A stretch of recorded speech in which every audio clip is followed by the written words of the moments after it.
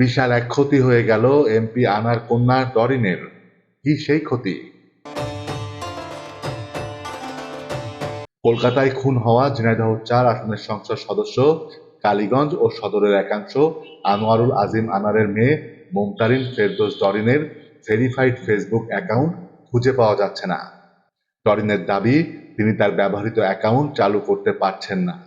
ID hack হয়েছে কিনা তাও বলতে পারছেন না তিনি।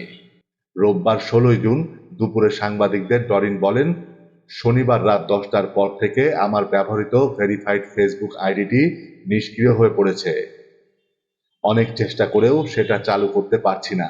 এ বিষয়ে আমি ঢাকা মেট্রোপলিটন পুলিশের গোয়েন্দা শাখার ডিবি প্রধান মোহাম্মদ হারুন আর রশিদকে জানিয়েছি। ডরিন আরও বলেন, বাবা হত্যার বিচার চেয়ে প্রতিনিয়ত ফেসবুকে পোস্ট করতাম।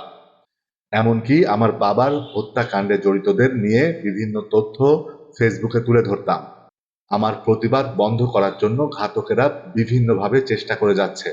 হয়তো সেজন্যই আমার ফেসবুক আইডিটি রিপোর্ট দিয়ে বন্ধ করেছেন তারা। কালীগঞ্জ থানার ভারপ্রাপ্ত কর্মকর্তা আবু আজিব বলেন, বিষয়টি আমার জানা নেই, লোকের মুখে শুনেছি। তিনি আইনি সহায়তা চাইলে অবশ্যই দেওয়া হবে।